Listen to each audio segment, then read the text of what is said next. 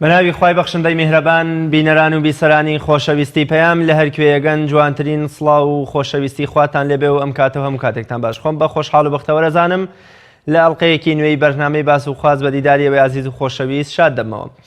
لە باس و خواستی ڕۆماندا باز لە مرۆڤ دۆستی لە پەیامی پێغەمبەری خوادا صلی الله علیه وسلم دەکەین. ئەگەر سەیری ژیانی پڕبەرەکەت و پڕ لە خۆشەویستی پێغەمبەری خوا بکەین صلی الله علیه وسلم، سەرلەبەری ژیانی بەڕێزی پڕ بووە لە مرۆڤ دۆستی و خۆشەویستی مرۆڤ و ڕزگارکردنی مرۆڤەکان. ئەوە تا پێغەمبەری خوا صلی الله علیه وسلم هێندە دڵسۆزە کە خوای گەورە لە قورئانی پیرۆزدا پێی دەفەرمێ کە بۆ مسلمانان بالمؤمنین ڕەئوف ڕەحیم کە دوو سیفەتی خۆی داوەتە پاڵ پێغەمبەرەکەی صلی الله علیه وسلم. هەمیشە دەگوترێ مرۆڤ لە ئێستادا ئەگەر دڕکێک بە پێیدا بچێ ئازارێکی گەورەتری ساڵی پاری لەبیر دەباتەوە، بەڵام لە جەنگی ئوحوددا 7 هاوڵی پێغەمبەری خوا صلی الله علیه وسلم شەهید بوون، ددانی مبارەکی شەهید بووە و حەمزەی مامی شەهید بووە و ئەبەو شێوە درڕندانێژ هەڵسوکۆت لەگەڵ تەرمەکەیدا کراوە. لەو کاتەدا خات و عایشەی دایکی ئیمانداران دەفەرمێ ئەی پێغەمبەری خوا صلی الله علیه وسلم، ئایا لە ئوحود ناڕەحەتترت بەسەردا هاتووە لە ژیانی پڕبەرەکەتی خۆتدا؟ ئەگەر ئێمە بووینایە ئەم ئازارەی ئێستا هەمووش ئازارەکانی دیکەی لەبیر دەبردینەوە، بەڵام فەرمووی عایشە ئەو ڕۆژەی کە لە سەقیف لە تائیف خزمەکانت لەگەڵمدا چۆن بوون لە هەر هەموو کاتەکانی ژیانم زیاتر ناڕەحەتتر کراوم، چونکە زەیدی کوڕی حاریسە دەفەرمێ دەدانە ڕۆژ مناڵە ورتکە و هەرزە و نەفامی تائیف بەردبارانی پێغەمبەری خوایان کرد، بە جۆرێک خوێنی وەستاوم لە نێو پێڵاوەکانی پێغەمبەری خوادا صلی الله علیه وسلم دەبینی. لێرەدا مرۆڤ دۆستی و خۆشەویستی پێغەمبەری خوا صلی الله علیه وسلم ونکردنی خۆی وەکو ئەڵێ لە بیربردنەوەی ئازارەکانی خۆی دەکاتە فیدای مرۆڤایەتی. لەو کاتەدا جبریل دێتە سەر ڕێگەیان لەگەڵ فریشتەی شاخەکاندا دەڵێ ئەی پێغەمبەری خوا صلی الله علیه وسلم، ئێمە فەرمانمان پێیەکەوە ئەو دوو شاخەی کە دەوری تائیفیان داوە بیدەینەوە بە یەکا و هەموو گەلی تائیف لەناوبەرین. بەڵام پێغەمبەری خوا صلی الله علیه وسلم هێندە مرۆڤ دۆست بووە، هێندە مرۆڤی بەلاوە گرنگ بووە، تەنانەت هیدایەتدانی مرۆڤێکیشی زۆر بەلاوە گرنگ بووە. یەفەرمێن نەخێر لێگەڕێ من ئەمەوێ لە پشتی ئەمان ئومێدم هەیە لە پشتی ئەمان یەک کەس دروست بێ کە ببێتە موسڵمان. یا لە قەڵای خەیبەردا کاتێ ئاڵای فەتحی خەیبەر دەداتە دەست ئیمامی عەلی ڕەزا و ڕەحمەتی خوای لێبێ، پێغەمبەری خوا صلی الله علیه وسلم بە ئیمامی عەلی دەفەرمێ ئامانجی ئێمە ڕزگارکردنی مرۆڤە، ئامانجی ئێمە بریتێ لە خۆشویستنی مرۆڤ، ئامانجی ئێمە بریتێ لە ئاسوودەیی و خۆشنودی دنیا و قیامەتی مرۆڤ. واتە ئەگەر لەسەر دەستی تۆ ئەی عەلی ئامۆزام تەنها کەسێک هیدایەت وەربگرێ و ببێتە موسڵمان، ئەوە لە دنیا و ئەوەشی کە تێیدا یام لە وەکۆڵێ حوشتری سوور باشترە بۆ تۆ ئەگەر تەنها کەسێک لەسەر دەستی تۆ ئیمان بهێنێ. ئێمە ناتوانین لە بەرنامەیەکدا لە پێشەکێکی داوادا تەواوی ئەو نمونە گەشانەی پێغەمبەری خوا صلی الله علیه وسلم کە هێندە مرۆڤ دۆست بووە، هێندە مرۆڤی خۆشویستوە، هێندە ئامانجی ئەوە بە مرۆڤ لە نەهامەتی و چەرمەسەریەکانی دنیا و قیامەت ڕزگار بکە باس بکەین. ئێمە لە بەرنامەیەدا باز لە سەرەتای مانگی لەدایکبوونی فەخری کائینات حەزرەتی محەممەد المستەفادا صلی الله علیه وسلم کەوا ئامانجیشی هەر ڕزگارکردنی مرۆڤەکان بووە و ڕزگارکردنیان بۆ لە بەندایەتی بەندە بچووکەکانەوە بۆ بەندایەتی خوای گەورە و بەتوانە باز لە پەیامی مرۆڤ دۆستی و مرۆڤ خۆشەویستی و ئامانجەتی مرۆڤەکەین و چۆن پێغەمبەری خوا صلی الله علیه وسلم لە پەیامەکەیدا مرۆڤی کردۆتە چەقی پەیامەکەی و سەنتەری پەیامەکەی. بۆ مەبەستا میوانداری زۆر بەڕێز مامۆستا محەممەد چیمەنی بانکوازی ئیسلامی کردو. مامۆستایان زۆر بەخێر بێ، سوپاس بۆ ئامادە بوون. سوپاس بۆ بەڕێزتان، خۆی گەورە پاداشتەمە. سەلامەتی مامۆستایان. بێگومان خوای گەورە لە قورئانی پیرۆزدا منەت ئەکا بەسەر موسڵماناندا کە لە نێو خۆیاندا پێغەمبەرێکی بەڕێز و ڕابردووپاکی بۆ ناردوون. هاتنی پێغەمبەران و پێغەمبەری خۆشمان صلی الله علیه وسلم بە تایبەتتر تا چەند وەکوڵێ مرۆڤ دۆستانەیە، تا چەند بۆ ڕزگارکردنی مرۆڤە. زۆر جار خەڵک پێی وایە هاتنی پێغەمبەران تەنها بۆ پەرستنی خوایەوە ئەمە، بەڵام ئەوەندەی کە ئێمە لە ئاەت و فەرمودەکان و تێڕوانین ئەوەندەی کە ڕزگارکردنی مرۆڤە لە چنگی زاڵمان و ستەمکاران پەرستراوەکانی دیکە وەکوڵێت تەنها مرۆڤ دۆستی لێ خوێنینەوە. پێم خۆش شەمە بکەینە دەروازەی بابەتەکەمان. بەڵێ بسم الله الرحمن الرحيم الحمد لله رب العالمين وصلى الله وسلم وبارك على نبينا محمد وآله وصحبه وسلم أجمعين. سەرتا سوپاس بۆ جەنابتان بۆ ئەو دەرفەتە و میدەوارین توانین سوودێک بە بینەرانی بەڕێز و خۆشەویست بگەین. هەڵبەتە پەیامی هەموو پێغەمبەران بۆ ڕزگارکردنی مرۆڤەکانە، بۆ خۆشبەختکردنی مرۆڤەکانە، بۆ ڕاستکردنەوەی هەڵەکانی ژیانە بە تایبەت پێغەمبەری خۆمان کە خاتم الئەنبیاء پێغەمبەری خوا صلی الله عليه وسلم نردوێتی تا هەرچی بەهایەکی جوان هەیە تا چ ڕەوشتێکی جوان هەیە لەنێو کۆمەلگایە زیاتر پەرەی پێ بدا چۆنەڵێ گرفتەکانی کۆمەلگا چارەسەر بکە خەڵک جارێکی تر بگەڕێنێتەوە بۆ ئەو شکۆیەی کە پێی دراوە هەڵبەتە معلومی هەموو لایەکە کە لە پێش هاتنی پێغەمبەری خوادا صلی الله عليه وسلم زۆر شکۆی ئینسانەکان ئەشکێنرا زۆر مافی مرۆڤ پێشێلەکرا زۆر ئافرەت ئەچەوسێنرایەوە کەس زیندە بەچاڵە کرا دەیان ئافرەت بە میرات ئەگیرا یعنی خەڵک خاوەن ماڵ و سەرەت و سامانی خۆی نەبوو بەڵام پێغەمبەری خوا صلی الله عليه وسلم وەکو خۆی فەرمی ئینەما بوعیثت لئوتەممە مەکارم الأخلاق ئەوش دیسان یعنی هەر ئەم دەقە بۆ خۆی صفەتێکی جوانی پێغەمبەری خوای تیا صلی الله عليه وسلم کە بریتە لە ئینصاف یعنی نافەرمی ئەخلاق نەبووە ئەفەرمی من هاتووم ئەخلاقە جوانەکان ڕەوشتە جوانەکان زیاتر کامڵ و تەواو و بەرجەسە بکەم لە ژیاندا بۆیە بالفعل لەبەر ئەوەی کە پێغەمبەری خوا صلی الله عليه وسلم قودوەیە پێشەنگە پێشەوایە خوای پەروەردگار هەڵی بژاردووە وەکو لە حەدیث هاتووە فەرمی خوای پەروەردگار تەماشای هەموو نەوەکانی ئادەمی کردووە لە نێو نەوەکانی ئادەما باشترینیانی هەڵبژاردووە کە پێغەمبەری خوا صلی الله عليه وسلم بۆیە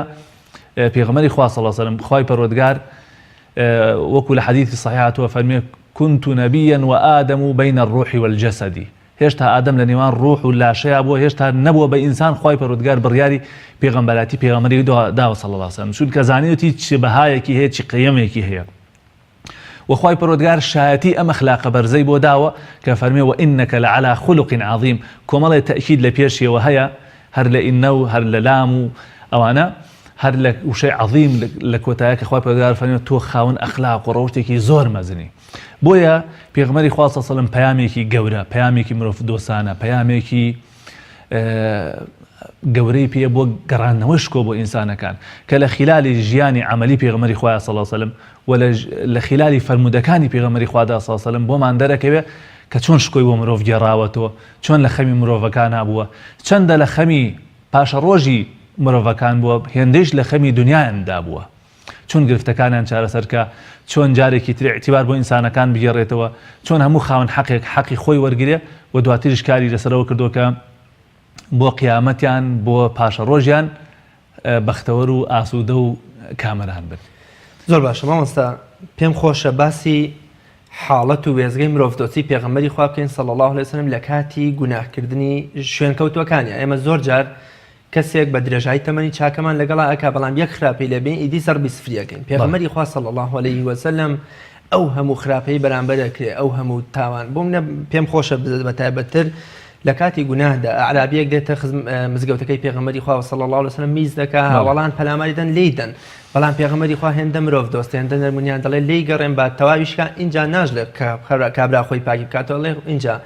یا لە شوێنێکە کابرای زۆر مەشروب دەخواتەوە هەردەی هەن و جەڵدی لێ دەدەن کابرای دەڵێن نەفرەتی خوا لێ بۆ هێندە پێغەمبەری خوا مادووەکەی پێغەمبەری خوا فەرمێ بۆ وای پێ دەڵێ ئەو پێغەمبەری خوا و خوای زۆر خۆش دەوێت چۆن پێغەمبەری خوا صلی الله عليه وسلم لە کاتی گوناه و تاوانی شوێنکەوتوو و هاوڵەکانیشیدا هەر بە چاوی مەرحەمەت و بەزەی و مرۆڤدۆستیەوە سەیری کردوون و وەکوڵێ زەربی سفری نەکردو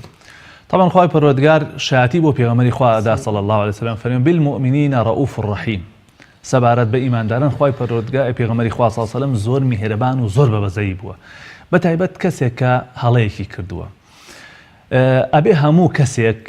هەموو داعیەک هەموو بانخوازێک هەموو دایک و باوکێک هەموو سەرپەرشتیارێک ئەوە بزانێ هەڵە تا هەڵە جیاوازی هەیە کەسێک کە هەڵاکە ئایا ئەم هەڵەیە یەکەم جارێتێکە یا دووەم جارێتی یا چەندم دووبارە ئەبێتەوە ئایا ئەم هەڵە بە نەزانی کردوێتی یا بە عەمدەن کردوێتی یعنی حەجمی هەڵەکە هەموو عقوبەیەک هەموو یعنی کاردانەوەیەک بە گوێرەی ئەو هەڵەیە بێکەوا کردوێتی پێغەمبەری خوا صلی الله عليه وسلم ڕەچاوی هەموو ئەمانەی کردووە بە تایبەت کەسێک کە هەڵەیەکی کردبێ بە نەزانی کردوێتی پێغەمبەری خوا صلی الله عليه وسلم ئەو پەڕی تەعاملی نەرمونیان لەگەڵا کردووە ها ڕاستتر وایە بڵین ناکرێ وەکو جەنابەت ئاماژەت پێکرد ئەگەر کەسێ هەڵەیەکی کرد ئیتر تۆ زەربی سفری بکەی ئەڵەن جارێکیان وازام لوقمانی حەکیمە لەگەڵ کابرایەکە بە شوێنێکدا تێ ئەپەڕن کابرا خیارێکی پێ ئەیکا بە دوو کەرتەوە کەتێکێدا بە لوقمانی حەکیم ئەوش کاتێکە قەب لە خیارەکە ئەگرێ زۆر تاڵە بێ خیارەکە ئەڵێ خیارێکی خۆشە زۆر بەتامە ئەوشەڵێ بابزانم چیەوە ئەوەنە تۆ بەخۆشی واسێکەوەنە بە تاموانە کاتێک کە خوا سەرێکا زۆر تاڵە ئەڵێ ڕەحمەت لێبێ ئەمە کەی شیرینە کەی تامی خۆشە ئەمە زۆر خیارێکی تاڵە ئەڵێ من هێندە شیرینیم لە تۆ بینیوە هێندە شیرینیم لە دەست چەشتووە کە ئەم تاڵی ئەم خیارەیە پێ داپۆشیە بەڕاستی پێغەمبەری خوا صلی الله علیه و سلم دای بەلای حیوانێکان مردارەوە بوو هەموو سەحابەکان لوتیان نەکرد و بەریان نەکرد ئەو لاوە فەرمووی دانەکانی چەند سپی و جوانە یعنی ئەو بۆنە یان ڕاستتر بڵێم ئەو هەڵەیە کە لە کەسێکا ڕوئەدا وای لێ نەکرد هەموو هەڵەکانی تری بڵێن زەربی سەفر بکە یعنی سەحابە بۆ گوناهێکی لێ ڕوودا پێغەمبەری خوا صلی الله علیه و سلم فەرمووی لعله شهید بدرا ڕەنگە لەو سەحابانەیە کە بەشداری بەدریان کردووە یا میزەیەکی گەورە تایبەتمەندیەکی گەورە یان ئەو نمونانەی جەنابەت ئاماژەت پێ کرد کابراایەکی ئەعرابی دێت لە ناو مزگەوتی پێغەمبەری خوادا صلی الله علیه و سلم میزەکە طبعا ئەم فەرموودە پڕی لە دەرس و عیبرەتە سەحابەکان پەلاماری ئەدەن بۆ ئەوەی کە منعیکەن لەوەی کە میز نەکا لە ناو ئەو مزگەوتەیە پێغەمبەری خوا صلی الله علیه و سلم فەرمووی دعوه وهريقوا على بوله سجلا من ماء لێگەڕێن بۆ لێگەڕێن ئایا میزکردن ناو مزگەوتە کارێکی خراپ نییە ناشرین نییە کارێکی بێشەرعی نییە بۆ پێغەمبەری خوا صلی الله علیه و سلم فەرمی لێگەڕێن عولەما فەرمون لەبەر چەند شتێک بە کورتی هەندێک لەوانە ئەفەرمون ئەم کابرا تازە میزەکەی کردووە ئەگەر بچی پەلاماری دەیت و لە پڕ هەڵی سێنی ڕەنگە شوێنێکی زۆرتر پیس بکە و ڕەنگە گیانی خۆشی پیسکا و کاتە مەفسەدەکە گەورەترە بێتەوە ئەمجا لە ڕووی عیلمیەوە میز بڕین بە ئینسان زەرەر و زیانی هەیە ئەمجا ئەم کابراایەکی نەزان بووە بە نەزانی ئەم کاری کردووە حتا دواتر کە پێغەمبەری خوا صلی الله علیه و سلم بۆی ڕاست کردەوە فەرمووی پێغەمبەری خوا وەڵڵاهی وام زانی چۆن لە بەرزیەک و تەپڵۆسکایەکی لای خۆمان لە هەر شوێنێک حەزمان لێ بێ دانیشتن وام زانی ئاوهایە هەڵبەتە مزگەوتی پێغەمبەری خوا صلی الله علیه و سلم وەکو ئێستا نەبوو ئاوەفەش ڕێژکرابێ و کاشی و تەرتیبات دووبێ خۆڵ بووە و جوان ئاوا تەسبیحیان کردەوە و کوتاویانەتەوە و نوێژیان لەسەر کردووە یا ئەگەر حەسیرە شەڕێکی تا بوو بێ یا تیای نەبوو بێ هەر ئاوا بووە بۆیە پێغەمبەری خوا صلی الله علیه و سلم فەرمی شتەکە بە تەبیعی وەربگرن مادام کابرا نەزانە نەیزانیوە بچن دۆلکەی ئاو بکەن بە شوێنەکەیە تەواو پاکە بێتەوە کۆتایی پێدێ ئەم کابرا نەیزانیوە دواتر پێغەمبەری خوا صلی الله علیه و سلم ئەوێ لێرەوە پەیامێ بۆ هەمومان پێشکەش بکە فەرمی ئینەما بوعیثتم مuyەسسرین وەلەم تبعثوا معسرین ئەمە پەیامێکە بۆ سەرجەم داعی و بانخواز و کەسایەتی پەروەردەکاران لە دنیادا ئێوە هاتوون شت بۆ خەڵکی ئاسان کەن نەهاتوون کار لەسەر خەڵکی گران و ناڕەحەت کەن ئەم کابرا ئەگەر بە شێوازێکی ناشرین مامەڵەی لەگەڵدا بکرایە ڕەنگە جارێکی تر سەری بە مزگەوتان نەکردایەتەوە وەکو چۆن ئێستا لێرە و لەوێ بیستین کە هەندێک لە شوێنەکان خەڵک گلەی ئەوەی هەیە کە ئەهلی مزگەوتیان هەندێک لە ئەهلی مزگەوت مامەڵەیان ڕقە لەگەڵ خەڵکیدا یان لەگەڵ مناڵدا یعنی مناڵ کاتێک کە ئەچی ئەڵێن مناڵ یعنی نازانیە ئەگەر بیزانایە وەکو گەورەکان پێ نەئەکەنین ڕاناکرد بە نێو سەفەکاندا یعنی بەداخەوە من ئەبینم ئێستا لە مزگەوتەکانە باسەکە هاتە سەرم پێم خۆشە ملاحەزەی لەسەر ئەمەش بدەم زۆر قەڵسین بە مناڵەکان لە جیاتیوی مەسەلەن ڕایان بێنین تەمیان بکەین فێران بکەین یەکسەرن کاکە مزگەوت کەی شوێنی مناڵە و دەریان کەنە دەرەوە و یا مامە حاجیەک تووڕابێ و بەڕاستی ئەمە کارێکی باش نییە پێغەمبەری خوا صلی الله علیه و سلم لە کاتی نوێژی جومعەدا حەسەن و حوسەین هاتوونەتە مزگەوت کە یەک دوو جار کەوتون بەسەر خەڵکییا بازیان داوە وتاری جومعەی وەستانووە هاتۆتە خوارەوە دەستیانی گرتووە بردویانێتی بۆ لای خۆی من زۆر جاڵێم ئەگەر مامۆسایەکی ئاینی ئەمە بکە ڕەنگە نیوەی مزگەوتەکە بچنە دەرەوە بڵێن عەیبە مامۆسایەک وتارەکە ببڕێ لەبەر خاتر دوو مناڵ یا پێغەمبەری خوا صلی الله علیه و سلم لە نوێژدا بووە ئەو مناڵە لەسەر پشتی یاری کردووە زۆر سوژدەکەی درێژ کردووەتەوە دواتر کە نوێژەکە تەواو بووە سەحابە وتیان ئەی پێغەمبەری خوا وامەزانیوە وەفاتت کردووە بۆ ئەوەندە درەنگ سەرت بەرز کردووە فەرمووی ئەو مناڵانە لەسەر پشتم یاریانە کرد پێم خۆش نەبوو یاریەکان لێ تێک بم یعنی تەماشای بەزەیی پێغەمبەری خوا بکە صلی الله علیه و سلم ئەگەر ئەم پیاوە کە لە ناو مزگەوتەیە میزی کرد ئەگەر ئاوا پێغەمبەری خوا نەرمونیان نەبووە لەگەڵی ڕێگە جارێکی تر هەنەهات بە بۆ مزگەوت بۆیە مەشهورە کاڵێن لە دوایە وتێتی اللهم ارحمني وارحم محمدا ولا ترحم معنا احدا خۆیان ڕەحم لە من و محەممەد کە ڕەحم لە کەسی تر نەکەی دیسانەوە ئەمیش هەڵەیەکی تر پێغەمبەری خوا صلی الله علیه و سلم ئەفەرمی یا ئەخی لقد ضيقت واسعة يعني لقد حجرت واسعة تۆ ڕەحمەتێکی گەورە و فراوانی خوات بچوو کردەوە و خۆیان ڕەحم لە هەموو خەڵکی بکەی يعني ئەو سەحابەی تر کە هەموو جارە ئەیان هێنا عرەقی خواردەوە و کاتە هێشتا حەد دانەدرابوو ئیتر تەمیانە کرد بە جۆرێ لە جۆرەکان 4 ڕۆژی تر دیسان ئەیان هێنایەوە 2 ڕۆژی تر دیسان ئەیان هێنایەوە نەیەتوانی زاڵ بێ بەسەر خۆیان یەکێ لە سەحابەکان فەرمووی لعنك الله ما أكثر ما يؤتى بك بەر لعنەتی خوا بکەوی ئەمە چی ئەمە ناتێنن بۆ وازدەم عارە خواردنەوە نانی پێغەمبەری خوا صلی الله علیه و سلم فەرمووی وای لێم وای پێم بڵێن هاوکار و دەستبارگەری شەیتان مەبن بەرامبەر براکەتان ئەو غەڵەتێکی کردووە ئێوە وای لێ مەکەن ئەوەی تر بچی هەڵەکە بکاتەوە من زانی بێتم ئەم کەسە خوا و پێغەمبەری خوای خۆشەوە دەی وەڵی زۆر کەس ئێستا خوا و پێغەمبەری خوایشی خۆشەوە بەڵام ئەکەوێتە مەعسیەتێکیشەوە ئەبێ پێغەمبەر ئاسا مامەڵەمان ڕەحیمانە و بەبەزەیانە بێ یعنی ئەمە بەڕاستی ئەگەر ئێمە بچین لاپەڕەکانی سنت هەڵدەینەوە دەیان و سەدان شتی وا هەیە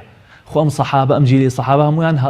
معسووم نەبوون هەڵەیان هەبووە کەم و کوڕیان هەبوو بەڵام پێغەمبەری خوا صلی الله علیه و سلم چۆن چارەسەری کردو ئەنەسی کوڕی مالیکە فەرمێت 10 ساڵ من لە خزمەتی پێغەمبەری خوا بووم والله جارە نەیوت ئۆف ئەنەس بۆ واکەی ئەم شتە بۆ وا لێ ناکەی یا جار وا بۆ ئەنەسی ناردووە بۆ بازار شتێکی بۆ بێنێ ئەنەس چۆن لەگەڵ مناڵەکانە دەست کردوێتە یاریکردن لەگەڵ گەنجەکان و هاوڕێکانی خۆیان دواتر فەرموویەتی ئەی ئەنەسەوە نەچوویتە ئێشتا یعنی خێزانەکانی باشترین نمونەن کە ئینسان ئەگەر لە ماڵ و حاڵی خۆیان باش بێ ئەوە دلیل لەسەرەوەی بەڕاستی زۆر باشە چونکە زۆر کەسێ لە دەرەوە مەسەلەن چاکە بەڵام لە ناو ماڵ و مناڵی خۆیان خرا خێزانەکان فەرموون واللهی نەمان بینیەوە کەسێک ئەخلاق و ڕۆچی لە پێغەمبەری خوا جوانتر بێ یان ئەفەرموون قورئانێک بوو بەسەر زەویدا ئەسوڕایەوە ئەمە هەمووی ئەومان ئەڵێ کە ئەم پێغەمبەرە هەڵگری پەیامێکی بەبەزەهی بووە پەیامێکی مرۆڤ دۆستانە بووە کۆمەڵێ نمونەی گەشت بوون خێزانەکانی ئەنەسی کوڕی مالیک و ئەو کابرا مەشروب خۆرە و کۆمەڵێشتی دیکە شوێن کەوتوو وەکۆڵێ هاوڵی خۆی بوون بەڵام پێغەمبەری خوا صلی الله علیه و سلم بە مرۆڤ دۆستایەتی خۆی بە مرۆڤ دۆستی خۆی تەنانەت ئەهلی کوفریشی هێناوەتە سەر ڕێبازەکەی ئەو نمونەیە کە پێغەمبەری خوا صلی الله علیه و سلم لە جەنگێکدا لەژێر دارێکدا شمشێرەکەی هەڵدەواسێ و سەرخەوێ دەشکێنێ کابرا تێ بیکوژێ دەڵێ من خوددا دەمپارێزێ شمشێر لە دەستی دەکەوێتە خوارەوە بەڵام پێغەمبەری خوا صلی الله علیه و سلم کە شمشێر دەگرێتەوە نایکوژێ یا لە کە دەگەڕێتەوە بۆ مەککە پێیان دەڵێ فەئەنتم الطلقاء ئێوە بڕۆن ئازاد خۆ دەسەڵاتی هەیە یا ئەو کەسەی کە عومەیری کوڕی وەهاب کە سەفوانی کوڕی ئومەیە دەینێرێ بۆ پێغەمبەری خوا صلی الله علیه و سلم من خاو خێزانەکەت و قەرزەکان دەگرمەستەی خۆم پێغەمبەری خوا صلی الله علیه و سلم بەرامبەر بە ئەهلی کوفر بەرامبەر بە دوژمنەکانی بەرامبەر بەوانەی کە لە مەککە دەریان کردن ماڵ و سەر و سامانیان بەسەر دەست بەسراگوتون هێندە مرۆڤ دۆست بووە تەنانەت دڵی ئەوانیشی کەمەندکێش کردووە چۆن ئێمە بتوانین ئەم سیفەتە جوانەی پێغەمبەری خوا صلی الله علیه و سلم لە خۆمان ڕەنگ پێ بدەینەوە با تەنها بەرامبەر بە جەنابەت مرۆڤ دۆست نەبن با بەرامبەر بە مەسیحیە جوولەکەیەک کابرایەکی بێدین هەر مرۆڤ دۆستانە بشین من ئەمە لەو ئاەتەوە دەست پێ بکەم کە خوا فەرموویە فەبیما ڕەحمەة من الله لا سایە و ڕەحم و بەزەیی خواوە لنت لهم تۆ نەرمونیانی لەگەڵ ئەو خەڵکیە ولو كنت فظا غليظ القلب لانفضوا من حولك ئەگەر تۆ کەسێکی دڕەق و قسە ڕەق و ڕەق تەبیعەت بووی تایە هەموو خەڵک لە دەوت ئەبوونەوە کەس بەدەوتا نابوو ئەخلاقی پێغەمبەری خوا صلی الله علیه و سلم وای کردبوو پێش ئەوەی ببێ بە پێغەمبەری شایەتی الصادق الأمینی بۆ بدەن و دوای ئەوش کە بوو بە پێغەمبەر هەمویان ئەیانزانی پێغەمبەرە هەمویان ئەیانزانی ڕاستەکە بە ئەخلاقی بە ڕۆشتی دەیان تاقیکردنەوەیان لەسەر کردبوو بۆیە پێغەمبەری خوا صلی الله علیه و سلم بەزەیی و ڕەحم و مامەڵە و نەرمونیانی پێغەمبەری خوا تایبەت نەبووە بەس بە ئیماندارانەوە حەزەکەم هەموو کەسێ ئەوە بزانێ کەسێک کە محارب بووە و لە جەنگا بووە جیاواز بووە لەگەڵ کەسێکە حتا لەگەڵ ئەسیرەکانە کە لە جەنگیش گیراون پێغەمبەری خوا نەرمونیان بووە لەگەڵیانە ئەمێ ئەوە بڵێن پێغەمبەری خوا صلی الله علیه و سلم بووە تێکڕای ئینسانەکان بە بەزەیی بووە خوا شایەتی بۆدا وما أرسلناك إلا رحمة للعالمين عالم کورتترین پێناسەی عالم چییە؟ سیوە الله جگە لەخوا هەموو شتێ عالەمە جگە لەخوا هەموو شتێ پێوتی عالم گەردون جیهان هەموو تێکڕا پێغەمبەری خوا ڕەحمەتەوە بۆ ئاو بۆ دار بۆ بەرد بۆ گیان لەبەران بۆ بێگیانەکان ئەولاتر بۆ خەڵکانێک کە تموحی هیدایەتی هەبووە تموحی ئەوە بۆ کە خوا هیدایەتیان بدە تەماشای دڵسۆزی پێغەمبەری خوا بکە کاتێک کە سەردانی گەنجێکەکە لە حاڵەتی سەرەمەرگایە جوولەکەیە پێڵێ مسلمان ببە ئەوش گەنجەکەی سەی باوکیەکە وەکو بڵێ باوکە ڕێگەمە دەی ئەمە بڵێم کە پێغەمبەری خوا ئێڵێ باوکی ئەڵێ ئەطیع ئەبوالقاسم بە قسەی ئەبوالقاسم کە ئەوش کە شایەتمان هێنەی پێغەمبەری خوا صلی الله علیه و سلم فەرمێ الحەمد لله الذي أنقذه بي من النار یا ربی خوا لێت بەزیاد بێ کە بە بۆنەی منەوە هیدایەت دا و لە ئاگری جانم ڕزگارت کرد ئەم گەورەیە پێمانەڵێ کە داعیەکان ئەبێ ئاوا لە خەمی هیدایەتی خەڵکا بن لە خەمی ئەوەدا نەبن خەڵک بنێرن بۆ جەهەنەم لە خەمی ئەوەدا نەبن خەڵک تەکفیر بکەن لە خەمیەوەدا بن خەڵک بێت بەرەو هیدایەت بەرەو ڕێنمونی عەلی یەک کەسێک خوا لەسەر دەستی تۆ هیدایەتی بدات لە دنیا و لە هەرچی لە دنیا هەیە بۆ تۆ باشترە لەوە باشترە بڵێ فڵان کەس وەڵا بۆ جانم و فڵان فیسان کەس بۆ جانم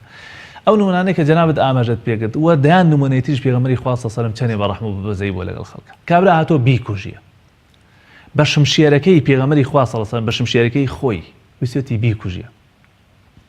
کاتێک کە پێغەمبەری خوا صلی الله علیه و سلم وتوی ئەی محەممەد کێ ئێستا تۆ لە دەستمە ڕزگارەکە لەوێ پێغەمبەری خوا صلی الله علیه و سلم بە دڵێکی پڕ لە متمانەوە بە دڵێک پڕ لە یەقینەوە کە پێمانەڵێ مسلمانان لە کاتی شدەت و ناڕەحەتی و بێتاقەتیە ئێوە چاوتان لە قاپی خوا بێ ئەفەرمی ئەڵڵاه کاڵێ ئەڵڵاه کابرا دەستی ئەلەرزێ و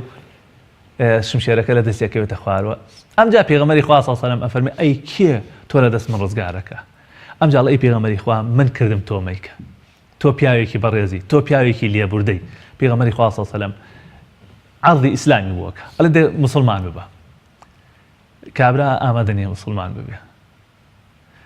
هەندێک ئەڕوات پێغەمبەری خوا ئازادێکە هەندێک ئەڕوا ئەگەڕێتەوە ئەڵێ بۆ ئەوی نەوەک بڵێن لە ترسا مسلمان بوو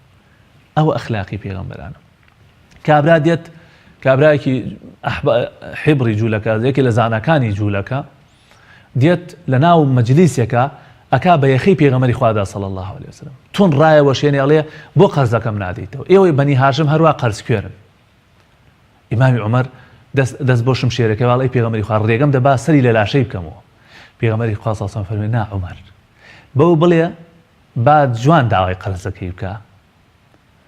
بە منیش بڵێ هەوڵ بدە قەرز دەکات و ساتی خۆیان بدەرەوە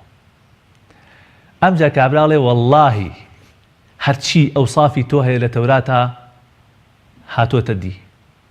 تەنها یەک شتێک بۆم ڕوو نەبوو ئەویش حلم و لەسەرخۆیی تۆیە ئەوە ئێستا بۆم ڕوونەوە بوو کە وەڵڵاهی تۆ پێغەمبەری خوای ئەشهەدو ئەن لا ئیلاها ئیلا الله وئەنە محەممەدەن ڕەسوول الله یعنی دەیان وێستگایە لە ژیانی پێغەمبەری خوادا صلی الله علیه وسلم چەندێ بە بەزەی بووە لەگەڵ بێباوەڕانە چەندێ لە خەمیانە بووە دوای ئەوەی کە فەتحی مەککە کراوە زیمامی هەموو شتەکان کەوتۆتە ژێر دەست بە 12,000 چەکدارەوە چێتە ناو مەککەوە ماڵاوەدان ئەفەرموون پێغەمبەری خوا صلی الله علیه وسلم ئەوەندە ئاوا سەری شۆڕ کردبووە لەبان ئەسپەکە خەریب و بکەوێتە خوارەوە قیمەی تەواضع و خەڵک ئاوا خۆی دەرەخا و سنگ دەرەخا و بە چاو مۆڕە لە خەڵکەکە پێغەمبەری خوا صلی الله علیه وسلم ئەوەنە بە شەرم و بە حەیا بووە ئەوەنە پێش عیب بۆ ئینسانێک بشکێتەوە پێ عیب بۆ ئینسانێک تەریق بکاتەوە ڕاگرتنی شعوری خەڵک بەلای پێغەمبەری خوا زۆر بەهایەکی گەورە بووە ئەوەندە سەری نزم کردووەتەوە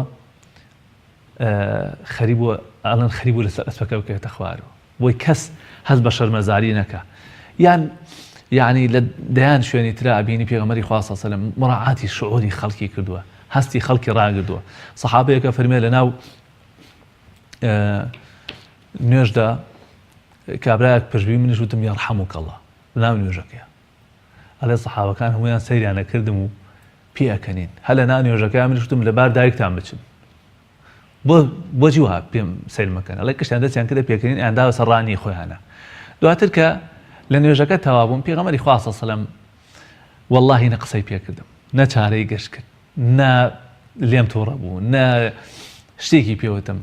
بۆیە ئەفەرمێ سوێن بەخوا مامۆستایەکم نە لە پێشی ئەوە نە لە پاشی ئەوە نەبینی وەکو ئەو پێغەمبەرە صلی الله علیه وسلم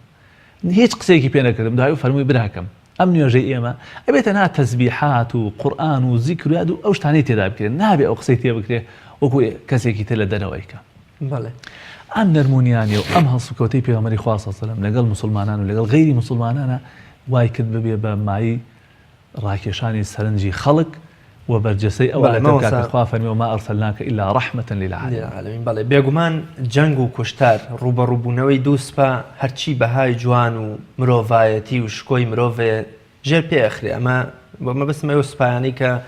دوێنێ ساڵیادی ڕاگرتنی جەنگی جیهانی یەکەم بوو کە 36 ملیۆن بەشەر تایە بوونە قوربانی لەبەرەوەی هیچ بەها و ڕێزێکی بۆ مرۆڤ نێشت بووە پێغەمبەری خوا صلی الله علیه وسلم ئەگەر خۆی ڕۆشت بێەوە مامۆستا و ڕێنیشاندەری خەڵک بووە بەڵام کاتێ سوپا و غەزایەکی ناردووە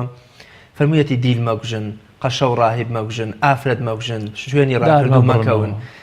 سەیرەکەی لە جەنگ کە قورسترین وێزگەی مرۆڤەکانە پێغەمبەری خوا صلی الله علیه و سلم زۆر مرۆڤ دۆستە ئەڵێ تەنها کەسێ بکوژن کە ئەتانکوژێت تەنها کەسێ بکوژن کە ڕوبەڕووتانە بێتەوە ئیدی مناڵ و پیر و پەککەوتە و ژن و ڕاکرد و قەش و ئەمانە تەنانەت ئەلفەرمێ کە کوشتیشتانن جەستەیان تێکمەدەن ئەگەر ئەوان هی ئێوەشیان تێکدا ئێوە هی ئەوە ئەم تێکمەدەن سەیری مرۆڤ دۆستی پێغەمبەری خواکەین لە جەنگدا پێغەمبەری خوا صلی الله علیه و سلم چۆن لە جەنگەکاندا توانیوێتی ئەم مرۆڤ دۆستیە بە خۆی و بە هاوڵەکانیش پیشاندا و بیشی سەلمێنێ بۆ گرۆهی بەشەریەت لە پێشدا پێغەمبەری خوا صلی الله علیه و سلم ئەوێ ئەوە بسەلمێنێ کە هەدەف لەم دینەی ئێمە کوشتن و بڕین و پاکتاوکردنی خەڵک نییە هەدەف لە ئەو جەنگ و جیهادەی کراوە بۆ پاراستنی ئەو دەعوە و ئەو پەیامەی خوای پەروەردگار بووە و زۆربەی زۆری غەزەواتەکانی پێغەمبەری خوا صلی الله علیه و سلم تا کافران و بێبەڕان دەست پێشخەریان نەکردی و مسلمانان دەست پێشخەریان نەکردو مەگەر مەسلحەتێکی تەواو بەرجەستە بوو بێ هەدەف لەو جەنگانی پێغەمبەری خوا صلی الله علیه و سلم پاراستنی کیان و شکۆ و حورمەتی ئینسانەکان بووە هەدەف لە دوورخستنەوەی کۆمەڵی خەڵک بووە کە ویستویانە خۆیان فەرزکەن بەسەر خەڵکی ترە ئێمە وەکو قسەش مەشهورەکەی ئیمامی عومەر ئەفەرمی ئێوە چۆن خەڵکیەکەن بە کۆیلە لە کاتێکا کە بە ئازادی لەدایک بوون یان ئەیان فەرموو نحن جئنا لنخرج العباد من عبادة العباد إلى عبادة رب العباد ئێمە هاتوین خەڵک ڕزگارکەین ڕزگار لە کۆیلایەتی و لە بەندایەتیکردنی خەڵک بۆ پەرستنی خوای خەڵکی پێغەمبەری خوا صلی الله علیه و سلم هات خەڵک لە دەست زوڵم ڕزگارکە هات خەڵک لە دەست چەوسانەوە ڕزگارکە بۆیە ئەبینی لە ئەسنای شەڕەکانیشە ئەم پەیامە نەرمونیانە و ئەم پەیامە گەورەی پێغەمبەری خوا صلی الله علیه و سلم هەر دەرکەوتووە ئەفەرمێ پیرەکان مەکوژن دارەکان مەبڕنەوە ژن مەکوژن شوێنی پەرستگاکانیان ماڵاوەدان تێکی مەدەن چونکە بە زۆر ناکرێ خەڵک بێنیتە ناو بازنەی ئیسلام ئەگەر زۆر لە خەڵکی بکەی بێتە ناو بازنەی ئیسلام و لە ترسا موسڵمان بێ و کاتە لە کوفر دەرەکەی بۆ منیفاق ئەبێ بە منافق بۆیە پێغەمبەری خوا صلی الله علیه و سلم ئەسیرەکانی بان کردو وتێتی خوێنەواریت هەیە ئەگەر خوێنەواریت هەبووێ وەرە چەند کەسێ فێری خوێنەواری کە بڕە ئازاد بە یان هەر بە من خوا فەرمێ ئیما منە و ئیما فیداء یعنی جاری وا بۆ شتێکیان لە مقابلە وەرگرتو جاری وا بۆ هەر پێغەمبەری خوا صلی الله علیه و سلم پێی باش وتێتی بڕە ئازاد بە چەندین کەس دوای ئەوەی ئەسیر بوون کە مامەڵەی پێغەمبەری خۆیان بینیوە لەو خواردنەی کە خۆیان خواردویانە داویانە بە ئەسیرەکە بڕێزیان لێگرتووە دواتر کە ئازاد بوو مسلمان بووە ئەو تەعاملی پێغەمبەری خۆی بینیوە صلی الله علیه و سلم و دەیان نمونەی تر کە لە جەنگەکانە چۆن بەزەیان بە خەڵک هاتووەتەوە چۆن چارەسەری برینداری خەڵکیان کردو چۆن نان و ئاویان داونەتیە چۆن بەڕێزەوە لای خۆیان بەندیان کردوون هەمووی ئەو ئەسەلمێنێک کە پێغەمبەری خوا صلی الله علیه و سلم یا نمونەی مامۆستا ئوسامەی کوڕی زەید کە دوایەوەی کافرێک وەکۆڵی لە زۆرە مازیە ژێر دەخات لا ئیلاهە ئیللا دەڵێ پێغەمبەری خوا صلی الله علیه و سلم ئەندەی لێ تیکرار دەکاتەوە کە تۆ ئایا دڵیت شەق کرد ئوسامە دەڵێ بریا من لە دوایەوە موسڵمان بوومایە ئەوە ژێرێکی دیکە لە مرۆڤ دۆستیەکان یعنی ئێمە هەمان ئەو قسە ئەسەلمێنێک کە سەرەتا ئاماژەم پێکرد ئێمە لە بیانوونی نەخەڵک ئێمە کەسێک هەر بەظاهیر هاتنە بازنەی ئەم ئیسلام و ئێمە دڵمانی بۆ بکەینەوە ئێمە ئاواتی ئێمە ئەوەی خەڵک بگەڕێتە ناو ئیسلام و کاتێک کە ئوسامە ئەو کابرا کوژیە دوایەوەی کە ئەڵێ لا ئیلاهە ئیلا الله پێغەمبەری خوا صلی الله علیه و سلم فەرمێ ئەشققت عن قلبه تۆ دڵی شەق کرد بزانین لە ترساوە ئەڵێ ماذا تصنع بلا إله إلا الله إذا جاء يوم القيامة چی لا إله إلا الله لە ڕۆژی قیامەتا بێت تێخەت پێ بگرێ ئەوەندە پێغەمبەری خوا صلی الله علیه و سلم دووبارەیە کاتەوە فەرمێ ئوسامە تەمەناوی کە توتی خۆزگە تا ئەم لەحزەیە من مسلمانە بوومایە لە دوای ئەموو مسلمان بوومایە ئەوە هەر لە ڕوانگەی ئەمەوە چۆن لە قیامەتا ئەگەر لا ئیلاهە ئیلا الله بێ یەخەت بگرێ لە ئێستادا خەڵکانێکە لە مرۆڤ دۆستی دوورکەوتونەتەوە هەموو ئامانجێکیان پێیان وایە بەرگریکردن لە فەرمودەی لە ئاەتێ پێویستەتر بە هەزارها خەڵکی لە پێناوە قڕ بکەی لە کاتێکا پێغەمبەری خوا صلی الله علیه و سلم وای نەکردووە بە ناوی ئیسلامەوە لەژێر ئاڵای ئیسلاما دێن میلەتێکی کوردی وەکو مسلمانی وەکو کورد عەرەب سوننە ئەمانە تیرۆر دەکەن ئێمە بۆچی لە مرۆڤ دۆستی و مرۆڤ خۆشەویستەکەی پێغەمبەری خوا دوورکەوتوینەتەوە واتە جاران مرۆڤ چەقی بانگەوازی پێغەمبەران بووە و لە پێناو خۆشبەختی و ئاسوودەی مرۆڤەکان ئەم هەموو پێغەمبەرە بەڕیزات و سەلامی خۆیان لێبێ بەڵام ئێستا ئێمە تەنها لەبەرەوەی کە منێک گومانم لە شتێکەیە وەکوڵێ ناچێتە ئەقلمەوە لە کاتێکە ئاەت قورئانیشی لەسەنی هەر لەوە قسەی زانای بێ بەس من قبوڵی ناکەم ئیدی جیهاد و قەتڵ و کوشتارێکی زۆری لە پێناوە دروست دەکرێت ئەم تێگەشتنە لە چیەوە سەرچاوەی گرتووە بۆچی ئێمە لە کانگاڕوونەکەی مرۆڤ دۆستی پێغەمبەری خوا سوودمان نەبینیوە تەنها لە کۆمەڵ هێشتا ئامادەین کوشتاری هەموو بەشەریەت بکەین بەڕای من ئەوە لە نەزانینەوە سەرچاوە ئەگرێ یان وەرگرتنی هەندێک لە دەقەکان و فرامۆشکردنی هەندێک لە دەقەکانی تر یان وەرگرتنی ڕەئی و بیربۆچوونی زانایەکی دیاریکرا و فرامۆشکردنی سەرجەم ئەو زانانەی کە ئێستا لە عالەمی ئیسلامیە هەیە. دواتر ئەبێ هەر کەسێک کە ئەو کارانە ئەنجامەدا ئەبێ بیر لەوە بکات و ئایا کامیان لە مەسلحەتی دەعوە و بانگەوازی ئیسلامیایە. دەعوە و بانگەوازی ئیسلامی و خزمەتکردنی ئیسلام لە جەوێکی ئارام و کەشێکی هێمنە بەڕاستی بەرووبووم و نەتیجەی زیاتر بێ وەک لە توندوتیژی و وەک لە تۆقاندنی خەڵک و وەک لە کوشتار و وەک لە ینی پاسراوێک ئەدرێ بەدەستەوە بۆ ئەوی کە ئیسلام و مسلمانان ناشرین پیشان بدرن. دواتر بیان و ئەدرێ بەدەستەوە بۆی کە زیاتر هێرش بکرێتە سەر مسلمانان و مسلمانان تووشی زەیقەت و ناڕەحەتی و ناخۆشی زیاتر ببن. بەڕاستی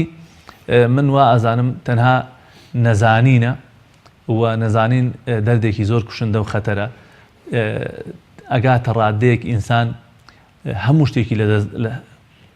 یعنی تووشی هەموو هەڵەیەکی بکە. من یەک نمونەیە لە خزمەتە هێنمەوە کە عیلم کە زانست و زانیاری چەندێک زەڕورە بۆ ئینسان. ینی سەحابەکان لە سەفەرێکا بوون یەکێ لە سەحابەکان بەردێک بەر سەری کەوت سەری شەق بوو. دواتر شەو جەنابە بوو ئەو چەند سەحابەی وت کە لەگەڵا بوون ئایا ئەتوانم خۆم نەشۆرم لە کاتێکا منە مەحاڵەکەمە وتیان نەخێر خوا فەرمووی فەئین لەم تەجیدوا ماء فتەیەمەموا ئەگەر ئاوتان دەست نەکەوت ئەوە ئاو هەیە و تۆ ناتوانێت خۆی شۆرد و نەزیفی کرد مرد. کاتێککە هەواڵ درای پێغەمبەری خوا صلی الله علیه و سلم فەرمووی قەتەلوه قەتەلەهم الله کوشتیان خوا بیان کوشت. ئەلا سەئەلوا ئیذ لەم یعلەموا بۆ پرسیارە نەکرد کاتێککە نەیانزانی. ئینەما شیفاء العی السؤال شیفای کەسی نەزان پرسیارکردنە گەڕان و بە دواداچوونە. بۆیە ئێستا ئەم نەزانین و جەهالەتە وای کردووە کە بەڕاستی مسلمانان تووشی هەڵە و کەم و کوڕی زۆر ببن و ئەوەش کە مسلمانان مەرجعێکیان نییە کە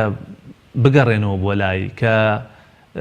هەمووان قسەی لێوەرگرن ئەوش بۆ خۆی گرفتێک کە مسلمانان پەرتەوازە بوون و هەرێکی بە جۆرێک بە فامی خۆی و بە تێگەیشتنی خۆی لە دەقەکان و ئاکاکە ئەوە ڕۆدا کە ئێستا لە عالەمی ئیسلامی ڕۆ. ئێمە کە ئێستا لە مانگی لەدایکبوونی پێغەمبەری خوا صلی الله علیه وسلم داین چۆن سوود لە مرۆڤ دۆستی پێغەمبەری خوا وەربگرین چۆن ژیانی خۆمان بە مرۆڤ دۆستی بڕازێنینەوە بە جیاوازیەکان قبول بکەین. مەرج نییە وەکو ئیمامی شافعی فەرمێ ڕێگەی من ڕاستە بەس احتیمالی غەڵەتیشی هەیە و ڕێگەیوانیش غەڵەتە بەس احتیمالی ڕاستیشی تێدایە. من لە حیزبێکدام بە حیزبەکانی تر نەسرمەوە لە مەزەبەکان با مەزەبەکانی تر سوکایەتی پێ نەکەم لە زمانێکم لە کەلتورێکم لە شارێکدام چۆن مرۆڤ دۆستی بکەینە هەوێنی پێکەوە ژیان چۆن مرۆڤ دۆستی بکەینە هەوێنی یەکتر قبولکردن و ڕێزگرتن لە جیاوازیەکانی یەکترمە. وەڵای من ئەڵێم ئینسان ئەبێت لەوە بیر بکاتەوە کە مەرج نییە حەق هەمیشە لای ئەو بێ مەژنی هەموو ڕاستیەکان لای تۆ بێ. پێغەمبەری خوا صلی الله علیه و سلم بەڵێ وەکو ئەڵێن کاک ئەحمەدی شێخ وازامەتوێتی حەقیقەت وەکو ئاوێنێک وایە لە مەجلیسێکە لەنێو کۆمەڵی خەڵکا بەرەو بێت و بشکی هات پاچێکێکتە باوشی یەکێکیان. مەژنی هەموو ڕاستیەکان لای من بێ. مەژنی ئەم حیزبەی من سەفینەی نەجات بێ هەر کەسێ لەگەڵیانە بێ ئیتر ئەوە ناجح نابێ و سەرکەوتون نابێ. مەژنی هەر کەسێ وەکو من بیری نەکاتەوە ئیترەوە من زەربی سەفری بکەم. مەرجی هەموو ڕاستیەکان لای من بێ. ئەگەر ئینسان بەو یا لەسەر نقاتی مشتەرەک لەسەر خاڵا بەشەکان ئیش بکەین بەڕاستی ئەم مرۆڤ دۆستیە دروستە بێ. یعنی تەرکیزمان بەس لەسەر جانبە سلبیەکە نەبێ تەرکیزمان بەس لەسەر هەڵەکان نەبێ. یعنی جاری وایە مسلمانێک لەگەڵ کەسێکی ترا هەزار خاڵی هاوبەش لە بینیان ناتوانی کۆ بکەیتەوە یا ژن و پیاوێک یا دوو حیزب یا دوونەتەوە گەورەتر بچووکتر بیرکەرەوە خاڵی هاوبەش زۆرە لە بینیانە بەڵام لەسەر نقطەیەکی تەرکیز لەسەر نقطە سلبیەکە ئەکەن یان لایەنە خراپەکەکەن هەموو لایەنە تران لە بیرەچێتەوە. ئەگەر ئینسان ئاوا بیر بکاتەوە هەموومان ئەتوانی پێکەوە بژین مەساڵحی مشتەرەکە بەرژەوەندی هاوبەش. پێغەمبەری خوا صلی الله علیه و سلم ئەبینی لە سەردەمی خۆیان هودنەی کردووە گونجاوی هەبووە لە نێوان ئەو لە نێوان خەڵکانێکی ترا غەیری موسڵمان پێکەوە ژیاون حتا کە پێغەمبەری خوا صلی الله علیه و سلم کە وەفاتەکە دیڕعەکەی ڕاهن بۆ لای کابرایەکی جوولەکە کەواتە قەرزی کردووە لە کابرایەکی جوولەکە لە کاتێکە موسڵمانانیش هەبوون. یعنی ئەومان پێ ئەڵێ کە ژیانی پێغەمبەری خوا صلی الله علیه و سلم هەموو وانەیەکی تایە بەڵام ئەگەر کەسێک بێوێ بەڕاستی بەدوای ئەو وانانەیە بگەڕێ. یعنی ئێمە زۆر جار تەمەنا ئەەکەم ئەم مانگی مەولودە لە بری کۆمەڵێشتی تر تەرخان بکرێ بۆ ناسینی کەساتی پێغەمبەری خوا صلی الله علیه و سلم با کەسێ بڕیار بدا بۆ نمونە لەم مانگەدا کتێبێک لەسەر کەسایەتی پێغەمبەری خوا بخوێنێتەوە صلی الله علیه وسلم شخصیەتی پێغەمبەری خوا بخوێنێتەوە ئەو صفاتانەی وای لێ کردووە کە ببێ بەو بەشەرە بێگومان هەموو کەسێک ئیسفادەی لێکە بێگومان لە ڕۆشنایی ئەوە ئێمە توانین سلوک و ڕەفتارەکانمان ڕاستکەینەوە ئەمە لە بەری هەنێ ئیدعای خۆشەویستی و هەنێشت ئەمە بەڕاستی گرنگە سنەتەکانی زیندوو بکەینەوە دیراسەی شخصیەتی بکەین سیرەتی بخوێنینەوە خۆمان بە ئەخلاقی ئۆبرازێنەوە با هەرێکی لێمە بڕار بدەین سێ سنەتی پێغەمبەری خوا لە مانگەیە زیندوو بکەینەوە دوو شتی گرنگ کە لە ژیانی ئەو کردوێتی ئێمە بیکەین بەوە بەڕاستی ئەتوانین وەکو بڵێ شوێن پێی ئەو پێغەمبەرە نازدارە هەڵبگرین صلی الله علیه وسلم مامۆستا کۆمەڵێ زایڵەی مرۆڤ دۆستانە هەن پێغەمبەری خوا صلی الله علیه وسلم لە فەرمودەکانی خۆیان باسی کردوون کە محبەت و خۆشەویستی مرۆڤ دۆستی لە نێوان مرۆڤەکانە دروست دەکەن سەلامکردن لە یەکتر تەوقەکردن زەردەخەنە بەخشینی هەدیە و دیاری بەدەمەوە چوونی داوەتی خەڵک وەڵامدانەوەی داواکاری پێداویستەکانی خەڵک تا کۆمەڵە شتی دیکە ئەمانە تا چەند وا دەکەن یا بۆنە دەتوانن مرۆڤ دۆستی لای ئێمە بچێنن کاتێ من زەردەخەنەیە بەڕووی تۆدا بکەم قسەیەکی خێر بکەم هەدیەیەکت پێ ببەخشم هەتا بۆنە بۆنێکی خۆش لە خۆم دەم بۆ ئەوەی دڵ و دەرونی بەرامبەرەکانم خۆش ببێ و ئاسوودە ببێ پێغەمبەری خوا صلی الله علیه وسلم بەدەر لەوەی کە بە عەمەلی خۆی مرۆڤ دۆست بووە و ئەوە ژیانی هەموو لە بەردەستی هەموو لایەکمانە تەفاسیلی ژیانی بە لانە عیلمیەکەیشی و لانە نەزەرەکەیشی کۆمەڵێ دەق و کۆمەڵێشتی بۆمان خسۆتە ڕوو کە بە ئەنجامدانی ئەم شتانە تەبایی خۆشەویستی مرۆڤ دۆستی برایەتی لە نێو کۆمەڵگایە بڵاو بێتەوە تەسەور کە یعنی نازانم لە کوێی ئەم ڕێنمانەوە دەست پێ بکەم ئەوەندە تەوزیحی داوە ئەفەرمێ ئێوە ئیمانداری کامڵ نین تا ئەوەی بۆ خۆتان پێتان خۆشە بۆ خەڵکیش پێتان خۆش بێت یعنی من زۆر جابیر لەماکەم وەڵێم ئەبێ ئێمە چ کاتێک بگەینە ئەم ئاستەی کەوامان لێبێ هەرچی بۆ خۆم پێم خۆشە بۆ مسلمانێکی تیج پێم خۆش بێ ئەمە زۆر مهمە ئەڵێن جارێکیان یەکێ لە عاریفەکان بینیان زۆر ئەستەغفیرڵڵاه کرد چەند ساڵ بوو هەر بینیان ئەمین هەر ئەستەغفیرڵڵاه کرد ئەرێ وتیان ئەم هەموو ئەستەغفیرڵڵاه تۆ چیت کردووە وتی وەڵای هەموو ئەمانە لەبەر ئەلحەمدولیلایەکە وتیان عین چۆن لەبەر ئەلحەمدولیلایەکە وتی جارێکیان هەواڵیان بۆ ناموتیان بازاری بەغدا ئاگری تێبەر بووە وتم ئەی دوکانەکەی من وتیان وەڵاوی تۆ سەلامەتە نەسووتا وتم ئەی ئەلحەمدولیلا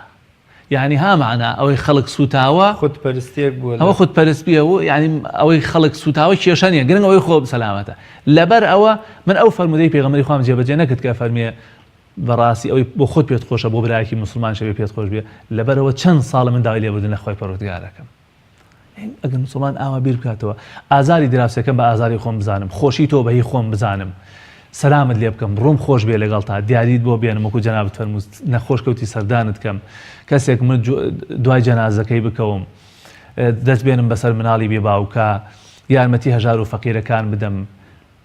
لە تاڵەکانی خەڵکە بەشدار بم ئامانە بەڕاستی ئەو پەڕی تەبایی و خۆشەویستی و تەسەور کە پێغەمبەری خوا صلی الله علیه و سلم بۆ ئەوی تەکید کاتەوە لەسەر ئەو مرۆڤ دۆستیە تەکید کاتەوە لەسەر ئەوەی کە بەهانای یەکتریەوە بچین ئەفەرمێ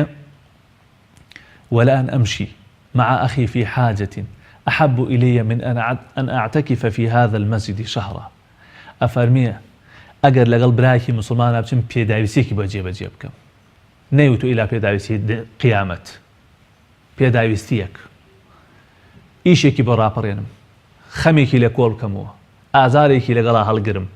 أفرميه بوم باشترا بلاي منو خوشويسترا لعبادتو پرستشي يك دانا مانگ لم مزگوتي خوما معلومی جەنابتە عیبادەتیش لە مزگەوتی پێغەمبەری خوا صلی الله علیه و سلم یەک بە هەزارە یعنی یەک نوێژێک خێری هەزار نوێژی هەیە لێرە لەم شوێنە هەزار نوێژ بکە بەقەت مزگەوتی پێغەمبەری خوا خێری نییە کە یەک جار لەوێ بیکەی لەگەڵ ئەوەشدا یعنی ئەگەر لە فەرمودەکە فەرمێکی ئەن ئەعتەکیفە ئیعتیکاف بکەم یعنی شەو ڕۆژ لەم مزگەوتیا بمێنمە هەر خەریکی عیبادەت بم هێشتا ئەوم پێخۆشترە کە بچم بەدەم ئازاری مسلمان مامۆستا ئێمە دڵ و دەروون و هەڵسوکەوت و قسە و ڕەفتار و ژیانی خۆمانمان پڕ کرد لە مرۆڤ دۆستی واتە مرۆڤەکان بەدەستمانەوە نەناڵان بەدەستمانەوە ئازاریان نەچەشت تا چەند وەکو پێغەمبەری خوا صلی الله علیه و سلم شۆڕە بینەوە بۆ شتەکانی تری دەوروبەرمان وەکو جەنابەت فەرموو کە عالەمین واتە جگە لەخوا هەموو بوون و نەبوونی دنیا و ئاسمانەکان پێغەمبەری خوا صلی الله علیه و سلم دوای ئەوەی کە دڵ و دەرونی پڕەبێ لە خۆشەویستی و محبەتی مرۆڤەکان باسی ئەوە دەکات کە پیاوێک سەگێکی لە تینوێتی ڕزگار کردووە دەبێتە ئەهلی بەهەشت، ژنێک پشیلەیەک ئازار دەدا و حەبسی دەکات دەبێتە ئەهلی دۆزەخ،